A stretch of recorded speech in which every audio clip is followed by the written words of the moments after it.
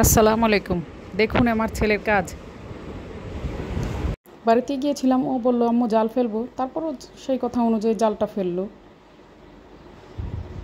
প্রতি বর্ষে এই জালটা আমাদের ফেলা হয় ছোট ছোট দেশি মাছ ধরার জন্য। কিছুক্ষণ আবার ওটা অনেক কষ্ট করে টেনে তোলার চেষ্টা করলো।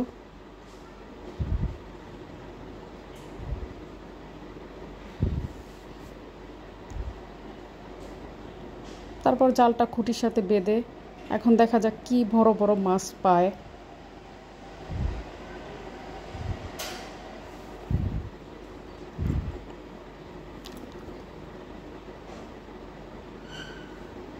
দেখি চলেন। ওরে আল্লাহ, তুমি এত বড় বড় মাছ পেয়েছো! দেখি দেখি। ওরে বাবা, একদম দেশি বড় বড় রূপচাঁদা মাছ। দেখেন দুটি কত বড় বড় মাছ পেয়েছে, আবার ছেড়েও দিচ্ছে। অবশ্য জালটা বেশিক্ষণ ফেলে নাই, তাই আরেকটু থাকলে অবশ্য মাছ ধরা পড়তো অবশ্যই।